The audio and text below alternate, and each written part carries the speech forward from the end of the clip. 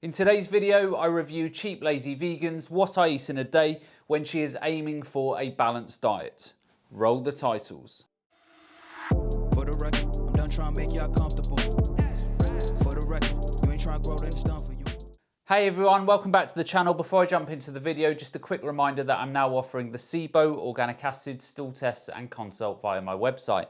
So if you have any health or digestive problems, then consider taking these tests, as they will provide a lot of very detailed information upon which you can start making informed decisions and then start getting your health back on track. And on that bombshell, to the video. I usually try to start off with some water, so I did drink some water before this. I never really talk about the water that I drink, but I do drink quite a bit of water. So I drink some water before drinking the coffee. I do try to remember to do that because I heard that it's not really good to drink coffee before water, but I don't know, maybe that's not true, maybe it's true, who knows? So water before coffee or coffee before water, it doesn't really make any difference unless you are very dehydrated and you have not drunk enough water in the previous 24 hours. Coffee is a diuretic, which means it can stimulate your kidneys to excrete more sodium into your urine.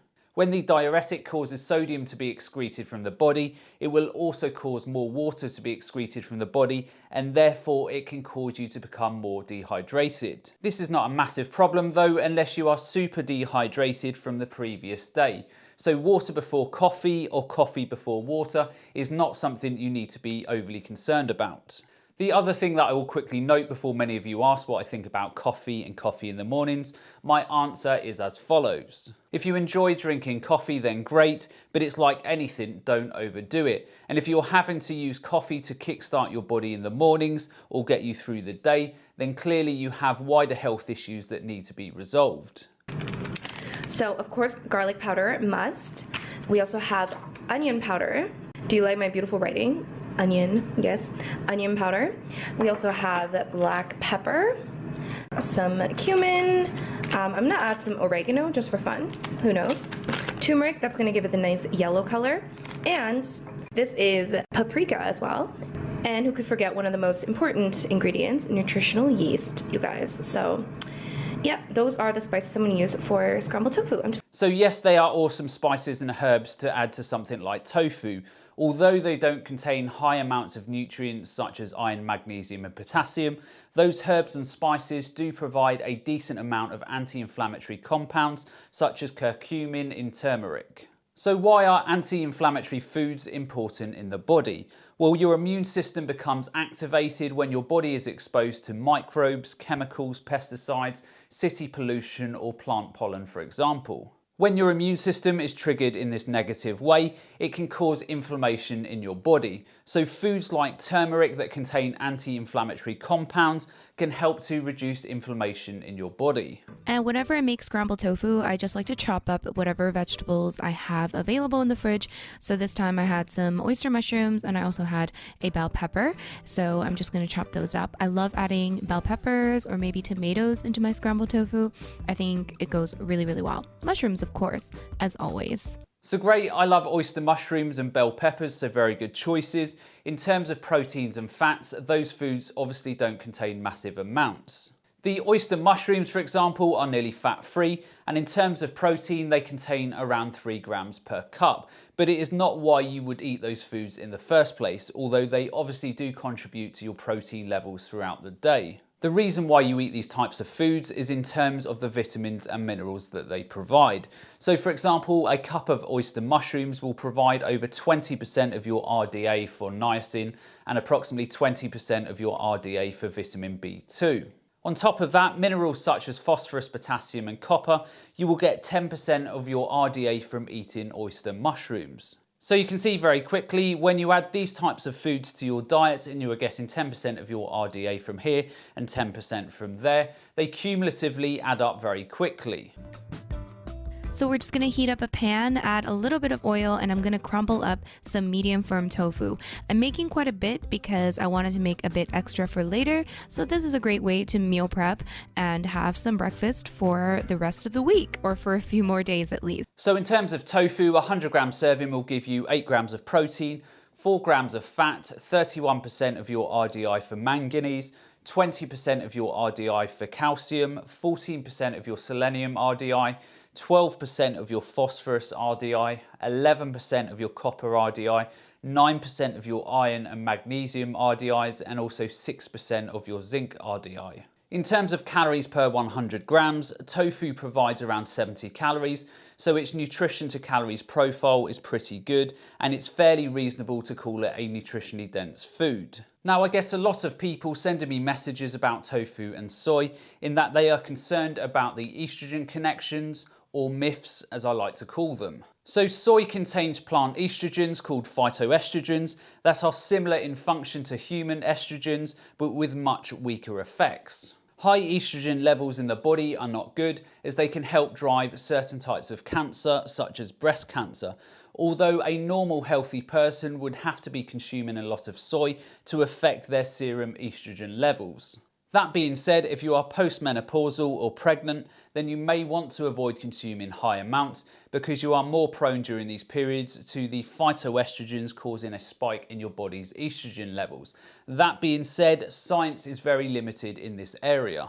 And I had some of this veggie bacon left over in my fridge, so I decided to chop that up and throw that into my scrambled tofu as well. And that's going to add a nice bit of smokiness and extra flavor into your scrambled tofu as well.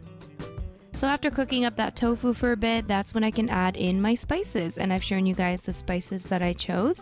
But once again, to make your life easier, if you like to make scrambled tofu often, I highly recommend adding in your favorite spices into a bigger jar so you can just take that jar out anytime you want to make scrambled tofu. I'm also going to add some salt and pepper as well and mix that well. Is it just me, or does veggie bacon weird you out? I just think it looks very unappetizing. Look, full transparency, I've never tried it and it probably tastes pretty good, but the problem I have with them is that they often contain a lot of additives, preservatives and oils. So if you're going to have it once in a while as a treat, then fine, but certainly don't consume it on a daily basis.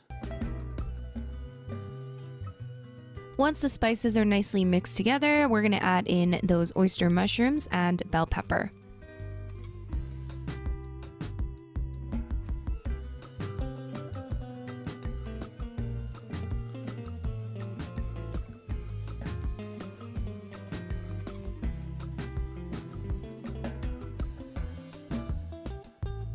And on top of the air fried sweet potatoes, I'm actually adding in a little bit of tahini drizzle, which is something I've been really obsessed with, just adding in some tahini on top of sweet potato. Oh my gosh, it's so good. And I'm also going to add some ketchup, of course, onto my scrambled tofu. The sweet potatoes I can dig, lots of good nutrients. The tahini I can dig, a good source of fats. But why on earth would you spoil all of those herbs and spices and flavors with tomato ketchup? Is that just weird? Let me know in the comments below. So finished breakfast, and usually right after breakfast is when I take my vitamins. That's because I usually eat breakfast at home, and because I eat breakfast at home, my vitamins are at home, so I take them after breakfast. However, with the vitamins I'm about to show you today, you actually can just take it to go. So you don't even have to take it right after breakfast, okay? So as I mentioned earlier, today's video is very kindly sponsored by Care Of. So Care Of is a vitamin and supplements company, and they specialize in these individualized packs of vitamins that they send straight to your door once a month. So daily you can take one of these little packages of vitamins that have been customized and personalized to you. So all you have to do is take a 5-minute quiz on their website, and it asks you about your lifestyle, your diet, your goals, and all of those things. And then after this quiz, it basically gives you a bunch of suggestions on vitamins and supplements that you might want to add into your lifestyle. And then you can pick and choose whichever ones you want. And then when you order once a month, you get a box of these individualized, customized vitamins and supplements, and basically all you have to do is just take one of these. So where do I start here? Now, I think most people watching this video would agree that if you eat a well-balanced diet, then you will get your nutrients from your food, and you don't need to take supplements with the exception of B12. The issue that I have with what Cheap Lazy Vegan is asserting is that these supplements have been designed to cater for your individual needs, which is not correct. The only way these supplements can be bespoke to your needs is via blood testing or genetic testing. This company simply asks you a couple of nutritional and lifestyle questions, and hey presto, you have bespoke supplements for your hard-earned dollars.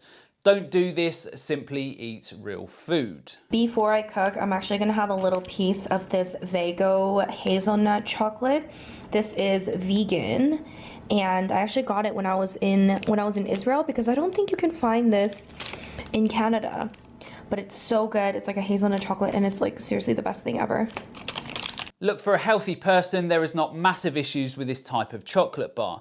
It contains cane sugar, whole hazelnuts, cacao mass, hazelnut paste, cacao butter, emulsifier, sunflower lectin, and also vanilla extract. For me personally, I prefer eating 90% plus cacao dark chocolate. That way I know a lot of the nutrition is left intact. But hey, this is just my personal preference. And again, this type of treats every now and again is not going to be overly problematic.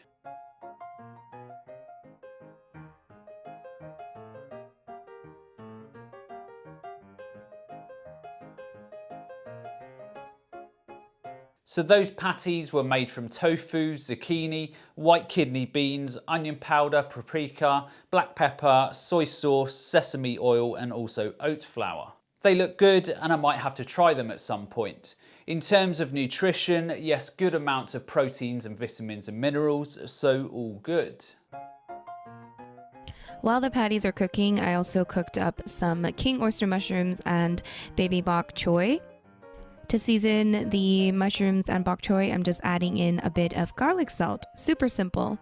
So it's good to see some greens brought in via the bok choy there. So bok choy is a good source of folate, which is a B vitamin, which is super important in the production of red blood cells, the production of DNA, and also for the conversion of carbohydrates into energy in the body. Bok choy also contain fairly good amounts of vitamin C, A, and K, calcium, phosphorus, and also potassium. So always aim to get your greens on a daily basis as part of a well-balanced diet. These were super yummy. All right, here is my lunch. Again, the balance is here. We got the carb, which is my brown rice. We also have these patties. These are bean and tofu, so this is my protein. And we also have some bok choy and mushroom mix. And I think I'm gonna put a little bit of ketchup on here because ketchup is life, let's be honest. And there's my lunch. There we go. Oh, it was going so well until that tomato sauce. That aside, a good tasty meal though. The only thing that I would add is that you would probably want to add some healthy fats to that meal to help with the absorption of the fat soluble vitamins, so A, E, and K. But other than that, all good. We're gonna start off with some oat milk. I do about a cup or so. I'm using unsweetened oat milk. Half a frozen banana. Big handful of spinach. This is also frozen spinach. I'm also gonna add a handful of frozen strawberries and some of this protein powder.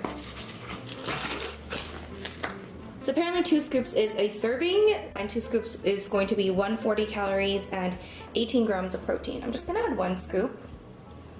And I'm also gonna add a little splash of water as well. And let's blend it. Actually, you guys, I always forget this, but this time I remembered. Since we're talking about balance, let's add in some healthy fats. So I'm gonna add in some whole chia seeds in here. Now, some people say you should like soak them a little bit before blending them, but I don't know, I always forget. Chia seeds are a really great source of healthy fats for vegans, so I try to remember to add them into smoothies if I remember. Sometimes I like to have like chia puddings, chia yogurt, really yummy, and if you just add them into a smoothie, works really well as well. So yeah, I'm glad I remembered to add that. All right, here it is. Just a nice green smoothie. Nice little snack. I have green smoothies really often. Okay is an in-between meal snack, then great. As Cheap Lazy Vegan said in the video, the protein powder is not necessary, she just likes the convenience of it. But generally speaking, that shake or smoothie is good with a lot of different vitamins and minerals and also healthy fats. In terms of the spinach, a small handful in your smoothie every now and again is perfectly fine, but you certainly don't want to load up your smoothie on a daily basis as it's incredibly high in oxalates, which can cause oxalate accumulation in your body. High amounts of oxalates in the body can cause kidney stones, and in some people joint problems and even things like heart arrhythmias. Now, I've done a number of videos on oxalates and spinach, so check those out for more information. And I think just overall how I find balance is, how do I say this? I still have certain guidelines that I follow. As you've seen here, there are certain things I like to keep in mind when I make my meals or snacks, but I don't over stress about it, and I try to eat a variety of different foods, and I don't eliminate any foods from my diet as long as it's vegan. And yeah, just overall I try to follow a healthy diet when I eat at home especially. So I absolutely think that's a good mindset to have. I speak to so many people whose relationship with food is super unhealthy, in that their diet has to be 100% clean and 100% perfect all of the time. So you should not stress about your diet, just try and eat a well-balanced diet and you will be perfectly fine. And then when I eat out, there's a little bit of leeway there. And yeah, so that's kind of what I do. Of course, I try to remember to like eat those, you know, foods like the healthy fats, for example, like the chia seeds and the flax seeds and all that stuff. And I always try to remember to add in some protein into my meals because that keeps me really satiated. But also I don't like to have meals that are low in carbs as well. I always find that even though it might keep me full for like a while, if I have a low carb meal, there's something about it where I feel less satisfied. So I don't know. Anyway. Yes, some really good advice there around proteins, fats and carbs. There's nothing more to say other than it's a nice, healthy, sensible approach. My diet is definitely not perfect. I think I can definitely incorporate more veggies into my diet and also more fruit, but that's what I'm doing at the moment. So I really like Cheap Lazy Vegan's attitude towards her diet. We are all a work in progress, and myself included. So just keep working and refining your diet and see what works for you. And certainly don't stress too much about your diet. As a whole day of eating, I would say it's pretty good. I personally wouldn't have used protein powders, supplements or oils, for example, but that is my personal preference. I think that Cheap Lazy Vegan even acknowledges that she could do with some more fruits and vegetables in her diet, but I'm sure she will get there. The only other comment that I would make is around iodine. Now, I don't know if she is supplementing iodine, but if not, then she needs to absolutely get some iodine-rich foods in her diet. I say this in every one of these videos that iodine is needed not only by your thyroid gland, but every cell in your body after it has been converted to thyroid hormones. If you are vegan, then you need to put iodine on the same level as B12, so either supplement or get iodine-rich foods in your diet such as sea vegetables.